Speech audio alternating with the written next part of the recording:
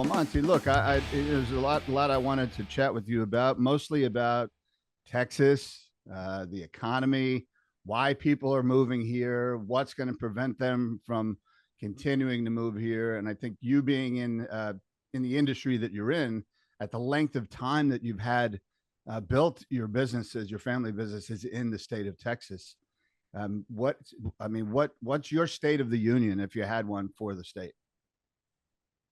Well, that's a short question with a long answer, so I'll try not to bore you with too much. But, I think we all see it and we know it, right? There's just a kind of a divergence in our country where you see a number of states that have decidedly focused on becoming and staying more pro-business, and states that, haven't and pursued other objectives. And I think that gap, that disparity is bigger than it's ever been.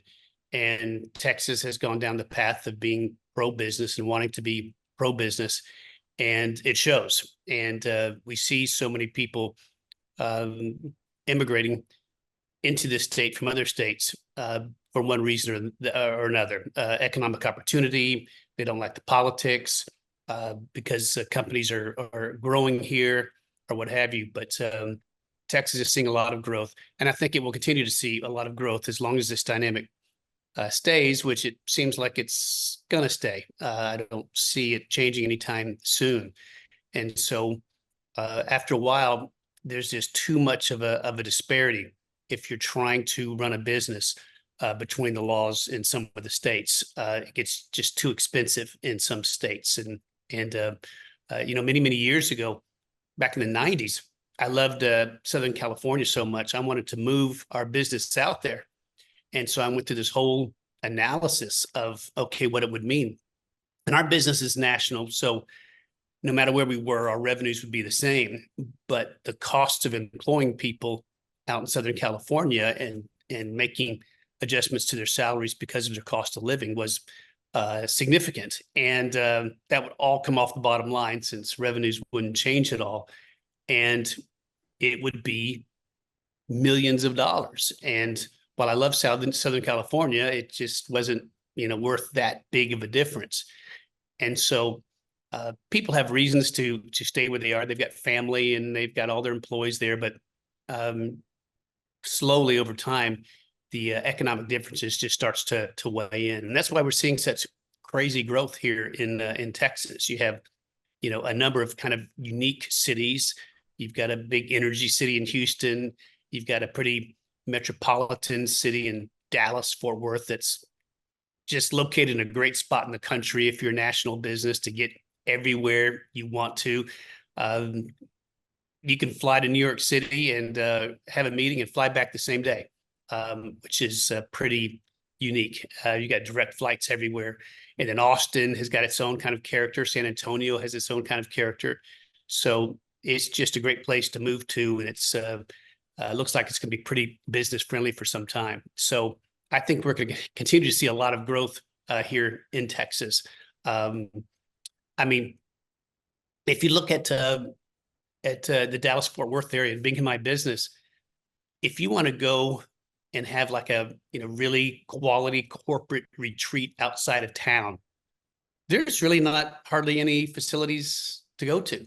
You can go up to Choctaw and up there. You can go down to Austin or someplace. But if you want to just drive an hour out of town for some type of offsite meeting, we just don't have those kinds of facilities yet. So I think you're going to see all kinds of growth here in Texas because of those desires and companies bringing people in to have meetings. In our business, while we've seen the individual business traveler start to fall off and slow down, it's probably at a level of about 80% of demand of what it was before COVID. We see group meetings hanging tough and still at the same level. People wanting to get together, companies wanting to get together. So that's going to stay strong, and leisure's up, and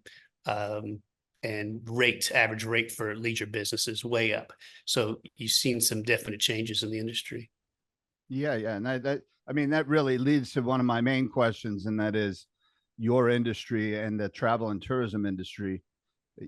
Obviously, that's growing, but just like you said, there are not enough facilities. You've got convention centers that are being built in other cities. You have hotels coming up in different parts of the state, but it's not keeping up with the pace and the demand.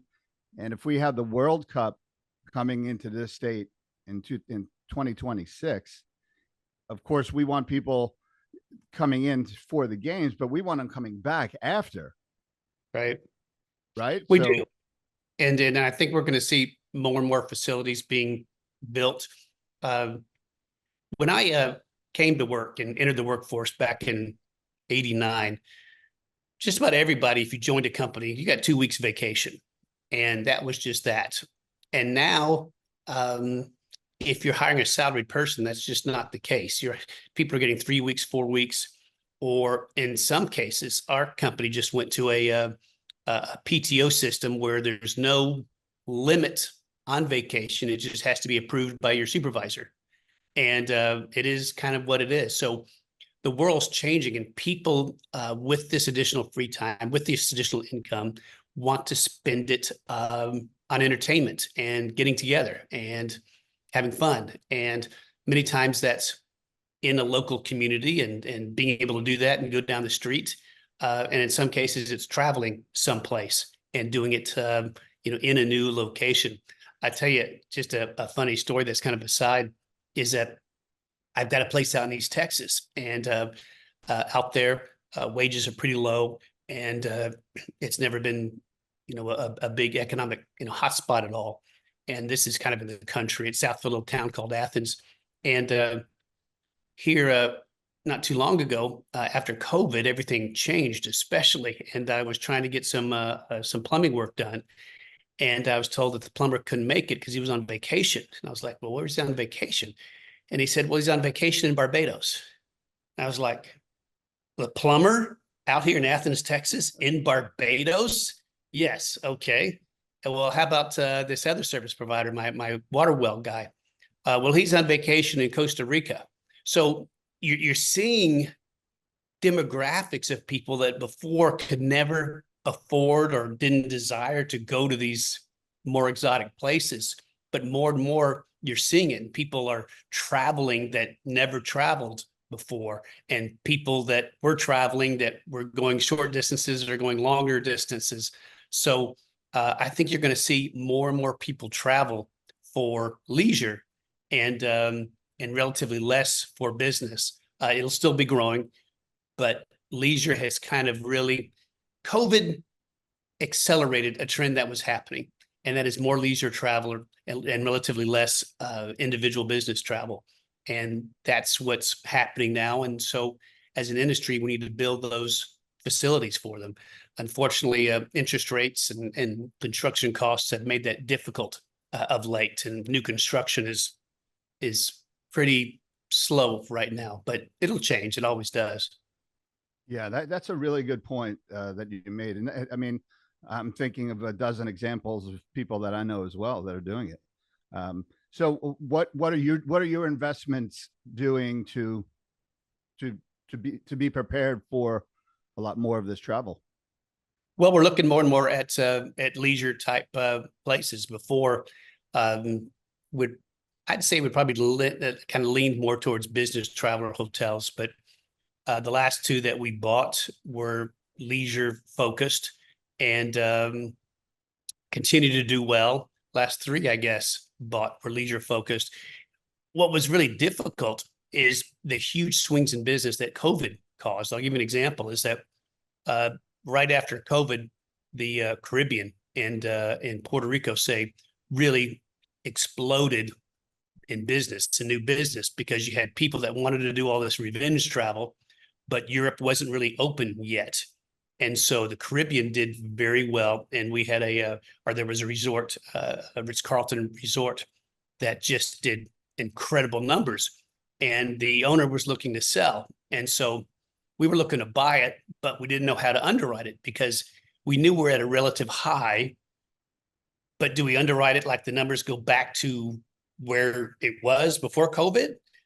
Or does it stay high? Or if it does go down, how fast does it go down? And it was uncharted territory because no one has seen this before. So we underwrote and estimated that over 5 years, the numbers would slowly revert back to where it was before COVID.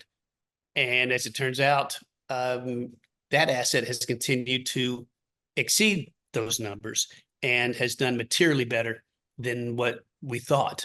I mean, it's hard for me to imagine, but even in the slow season, now it's a beautiful hotel. It's Ritz-Carlton Reserve Hotels, but just a regular room in August, which is not the high season in Puerto Rico, it's the low season, goes for $2,000 a night. And it's a great hotel, but that's just a lot of money to pay. So people are just allocating more of their money to go and travel. They just want to see more of the world. And that's great for hotels and resorts and places that are more leisure focused. So tell me about the properties that you have in Texas, but feel free to talk about any of the others. Sure.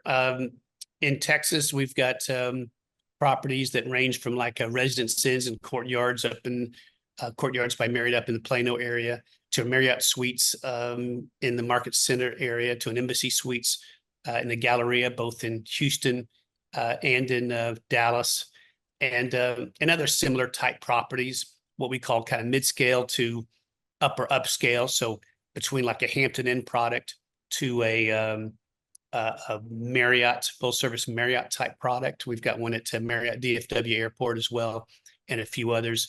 And then for the really high end properties, we've got a few, but those are mostly outside of Texas, or I don't think there's any inside of Texas, such as Ritz-Carltons and others of that caliber around the country and in the Caribbean. How what's the competitive landscape in your business? You of course explained to me a few different asset classes, but let's take that that mid-range hotel, the Residence Inn or the Hamptons. I can tell you when I travel, I prefer to stay in places like that, and I mean sometimes they're sold out. They're great value, and almost all the new construction comes in that segment. Yeah. While we say that supply grows an average of 2% a year, most of that is in that segment of what we call upscale type of product, because it's a great product. It delivers a great value, and many times people will go to a hotel. They don't care about the food and beverage. They want to go out and see the town, and so like a Hampton Inn or a Hampton Inn and Suites or a Hilton Garden Inn, these assets are very popular, and they're easier to build, they're easier to finance, and that all makes a difference. If you're building a big full service hotel like a Marriott or a Westin, or especially higher end, they just take a lot longer to finance, to develop, and the like. So that segment you're talking about is very popular, and I think will continue to be so. You get a much greater leisure mix typically in those types of properties than you do in a city center Marriott or so. Yeah, and I mean the ones that you had mentioned, they're predictable. That I look for predictability. If I go to a town that I'm not familiar with, I just want to make sure, kind of like, I want to go to a McDonald's or a Wendy's. I know what I'm getting. And Right. sometimes you take a chance and you think you're getting something a lot better than what you expected, and you didn't.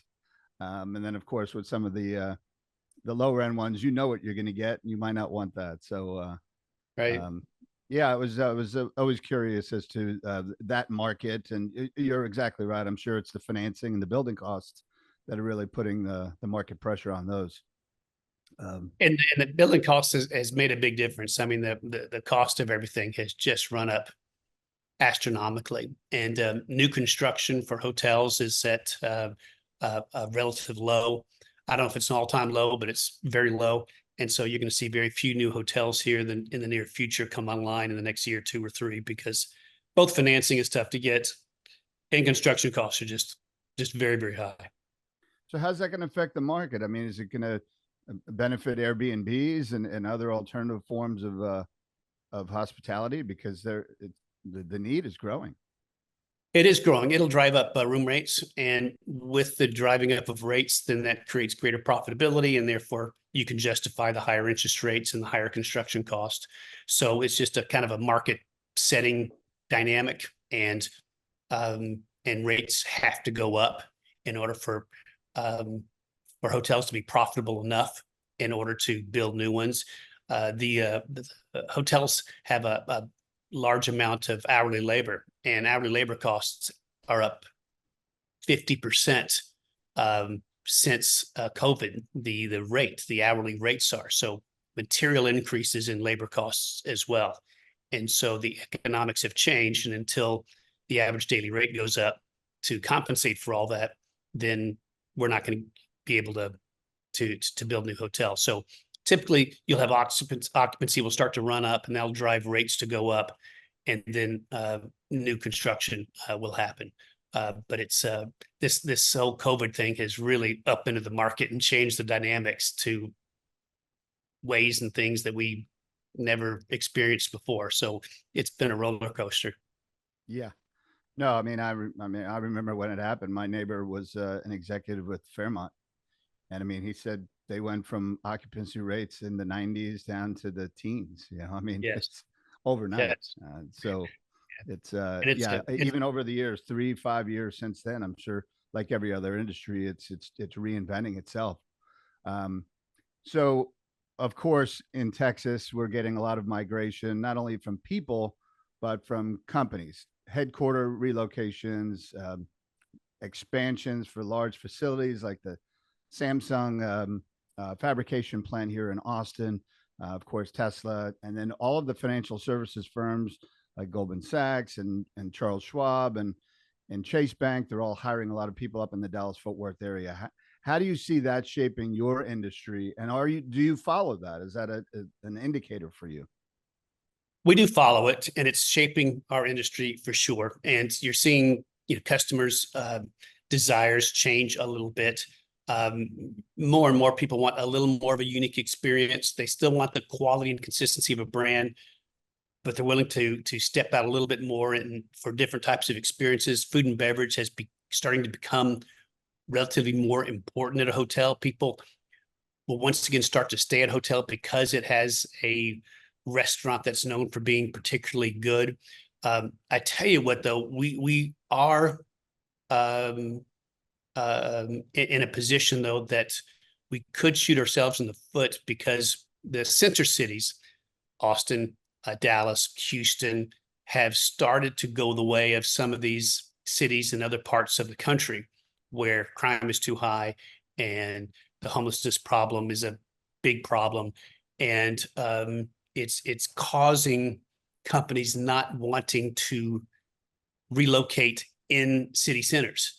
And you've got these great peripheral areas, and that's where the companies are going. But by and large, they're not moving into the downtowns; they're moving out of the downtowns. I'm sure you're familiar with Oracle, and then moving out of Austin here recently, and Bank of America just moved out of downtown Dallas into uptown area, and they're trying to get away from it all. And it's a serious matter. And I'm doing a lot of things here in the city, and I'm trying to get more involved civically in order to try and change that, because we really need city management to understand what a problem that is and how that harms the city long term. And that's, we've just got to get the crime and the homelessness under control. But what's interesting is that I gave a speech at a group here in Dallas not too long ago, and I said what everyone knows, and that is that crime in downtown Dallas is a problem, and I want to move my firm downtown. We're right now kind of near the Galleria, and I want to move downtown. And I said, but my employees don't want it. It's too dangerous. But when it gets better, we'll come.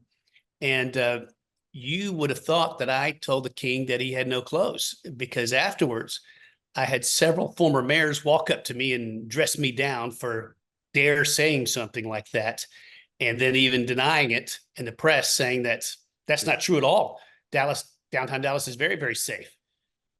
And anybody that's been downtown knows otherwise. And if you talk to the folks at Bank of America, that is the reason they left, is because of the crime and the homelessness problem. So it's kind of a weird dynamic where it's almost like if you deny that it exists, then therefore it doesn't exist, or something.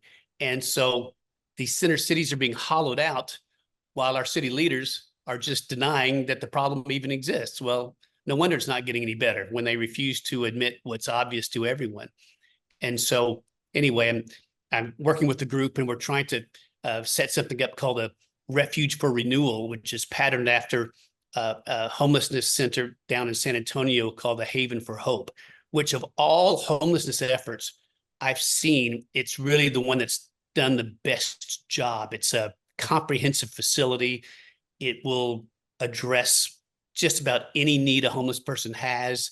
It's not in downtown. It's a little bit from downtown, so that there's not a temptation of the people that are there receiving services to wander back downtown and therefore scare any of the conventioneers or the people traveling to town. And it really gives them help, which is what they need. So hopefully we'll get that off the ground here in the not too distant future. We're calling it the Refuge for Renewal.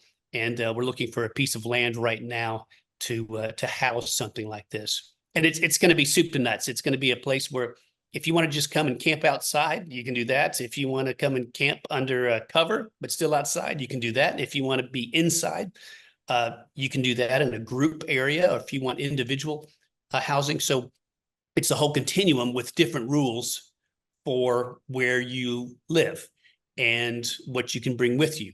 There'll be a dog kennel because some people want to bring their dogs. There'll be all kinds of training available. There'll be every conceivable service a homelessness person needs or wants will be there. So they have no reason to be anyplace else. And then they can get the help they need, and we can transition them into being into permanent housing and then paying their own way and the like. So very excited about something like that.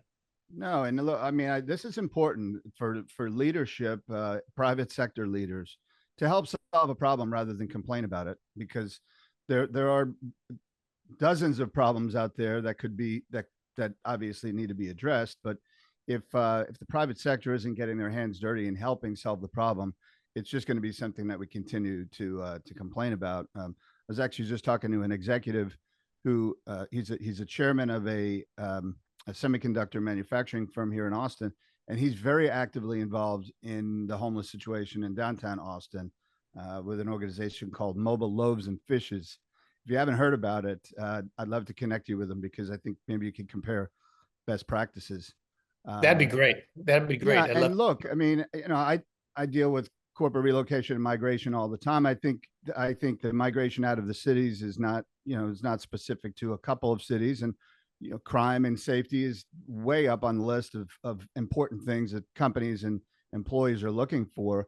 What I'm seeing in Texas to support what you're saying, not necessarily the opinions that people have, is that migration is moving to the suburbs because of the schools, the housing, quality of life, and the companies are located there. So if you live in a suburb of Dallas, and your work, home, and your play is all within 3 miles from where you are going to work and live, then you don't really need to go into the big city. Maybe you go down into the big city to see a concert or a game or something like that, but you're not going down as much as you used to. Which, that's right. Again, getting to the residential piece, there's no reason to live there if the companies aren't being headquartered there. So again, I mean, I know Dallas is forming a new economic development partnership, which is going to incentivize companies to move down there, which will then hopefully incentivize people to move down. Yeah, I mean, look, we're seeing it in all the major cities and regions in Texas where the growth is happening outside of the city, not necessarily because the city isn't doing what they're supposed to be doing, but the outskirts are incentivizing companies. They're making it much more attractive to for people to come out there. So I think the competitive nature of making these cities up their game is important. It is important. And I couldn't agree with you more with what you talked about regarding private individuals, private companies need to get involved and need to help. And I was guilty of that for my whole career. I wasn't involved at all until about 3 or 4 years ago, when I had an epiphany and I thought I need to get involved. And I was talking to someone here in town about being involved, and he was saying something like that. He doesn't think that wealthy people writing checks solves anything. And he's right. what we need is not only these so-called wealthy people writing checks, but also getting involved.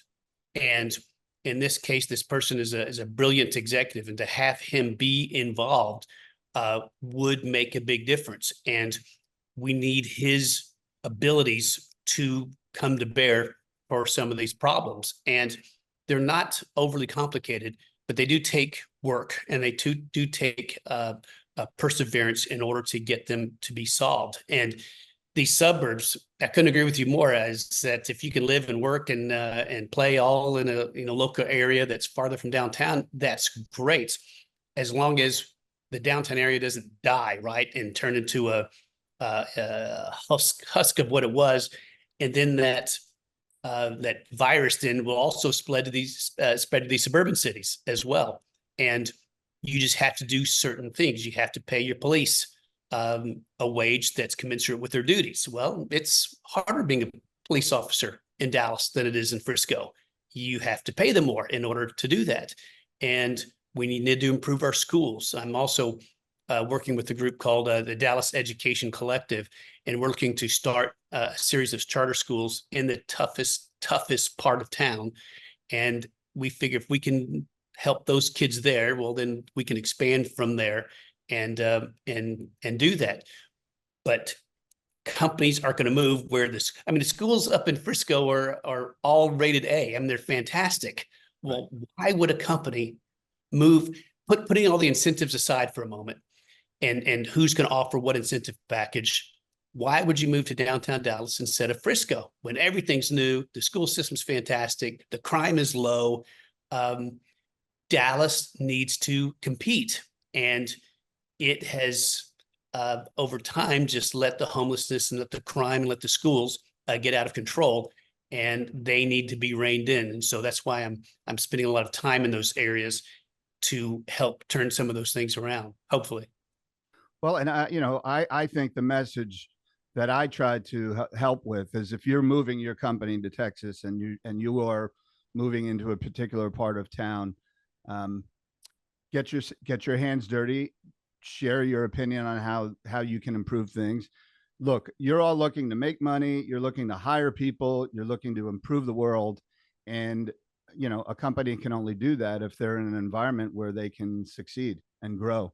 And I think with a lot of the migration coming into the state, if people do realize that, look, Texas, we've got all the can lines, right? We're the can-do state. We come here, we make things happen, we invent things that no one would ever dream of before, and that doesn't put any of these topics on the side. I think all of these problems can be solved in Texas in a different way than other states are trying to tackle these problems. And that's, I think, the fun and interesting challenge that the state will have and the cities will have is who's going to step up and how are we going to fix the problem, rather than fight and argue over it. What's the point of that? We see plenty of that on TV.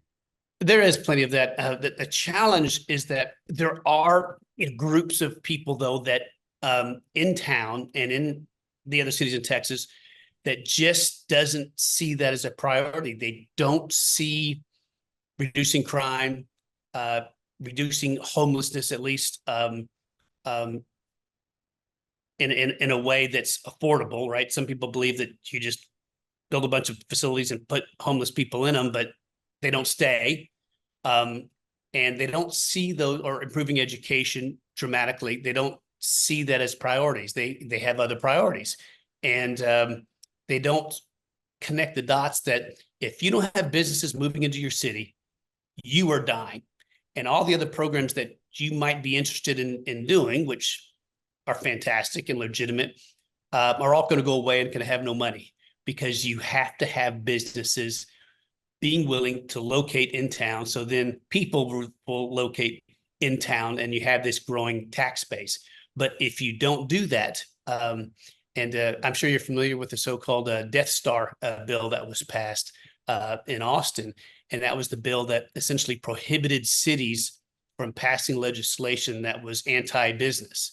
And I supported that legislation because cities would start to pass bills, and it's death by 1,000 cuts, where a single bill or ordinance is not bad, but cumulatively over time, it just makes it too hard for businesses to operate and to compete, no matter how beneficial the aim of the underlying ordinance might have been.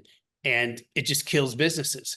And so I'm glad that now the state of Texas says you can't pass those kinds of ordinances so that that cities don't self-destruct, because that's what they do. Yeah. Well, look, this is a job state. People are moving here either for a job or to hire somebody to work for them. And we have to continue to accelerate. Other states are getting very competitive. I'm sure you know this. I mean, we lose a lot of projects to other states because they're realizing the importance of supporting employers and job growth, because that's what's going to keep the population. That's what's going to keep the next generation. It's going to prevent our kids from hopefully not moving into another state, going to an out-of-state university. So I think, a lot of this over the next 10, 20, 30, 40 years in Texas is going to be very important. I mean, our population is projected to grow to, 50 million people. And if this growth is just occurring in pockets, that's not going to be healthy for the state. So, well, Monty, I mean, in closing, anything you'd like to say as far as your business, the future of our state? It was great to have you on. I'd like to have you close out for us. You bet. Well, I'm very bullish on the state of Texas. I really am. And very bullish on Dallas. And I do think these problems can be turned around. I really do. And there's a lot more people. I've seen in the past number of years, just a lot more people that are in the private sector that have decided to do just what you're suggesting and promoting, which is to get involved in their communities. And I'm very encouraged by it. And I see changes happening.